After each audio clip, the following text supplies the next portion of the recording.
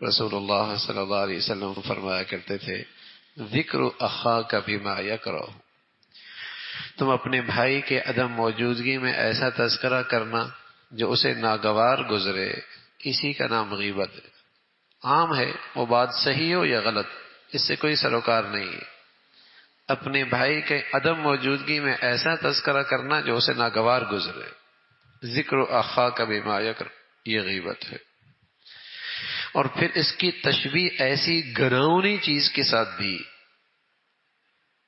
تاکہ مسلمانوں کے دلوں میں اس گناہ کی نفرت پیدا ہو، بیزار ہو جائیں کہ اللہ کے ہاں یہ گناہ کتنا شدید ہے۔ رسول اللہ صلی اللہ علیہ وسلم تو یہاں تک فرمایا کرتے تھے الغیبۃ اشد من الزنا، غیبت تو زنا سے بڑا گناہ، اس لیے کہ زانی آدمی اور زنا کرنے والے کو سب سمجھتے ہیں گناہ گار ہے، اور اسے خود بھی احساس ہوتا ہے کہ میں نے گناہ، مجھ سے بڑا گناہ سرزد ہو گیا، لیکن غیبت کرنے والے کو یہ احساس نہیں ہوتا، اسے اندازہ نہیں ہوتا کہ اس نے کتنا شدید گناہ کا ارتکاب کیا ہے۔ تشبیہ دی ہے اس گناہ کو ایک گھناؤنی چیز کے ساتھ۔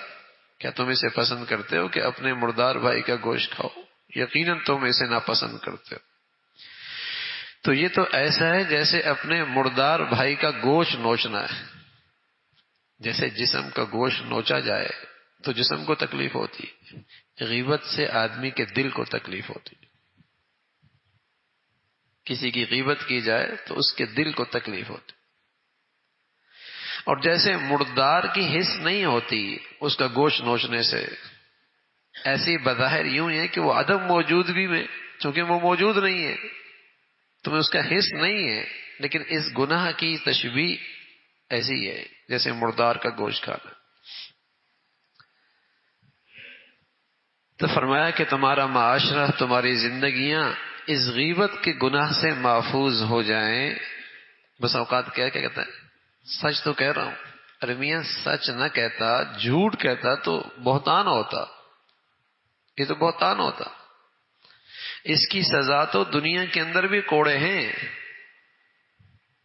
غیبت ہی تو ہے کہ تم اپنے بھائی کے پیٹھ پیچھے ایسے تذکرے کر رہے ہو اور ایسی چیز کا تذکرہ کر رہے ہو جو اسے ناگوار گزرے، اسی کا نام تو غیبت ہے۔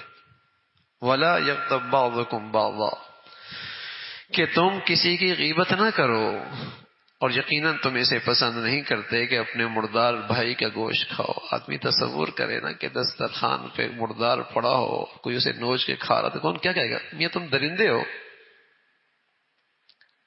یہ غذا تو درندوں کی ہوتی ہے، لیکن ہم بس اوقات بے خیالی میں، نادانی میں دسترخوان پہ کھانا بعد میں کھاتے ہیں، گوشت بعد میں کھاتے ہیں، اور اپنے بھائی کا مردار گوشت پہلے کھا لیتے ہیں۔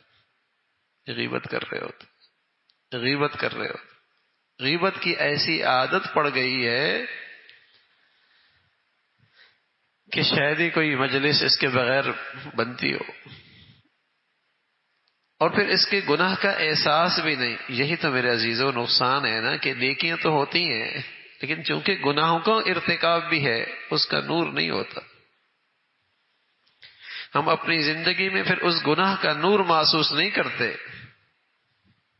نیکیاں ہوتی ہیں، ایسا ہی ہے جیسے گلاس میں آپ پانی ڈالیں، دودھ ڈالیں، لیکن نیچے سوراخیں بھی موجود ہو تو کیا ہوگا، اس میں تو قطرہ بھی نہیں باقی رہے گا۔ دل کے برتن میں آپ نے نیکیوں کا نور ڈالا، لیکن آپ نے آنکھ اور زبان اور کان کے سوراخوں سے اسے سب ضائع کر دیا، کیا رہا بیچ میں؟ کیا رہا بیچ میں؟ کچھ بھی باقی نہ رہا۔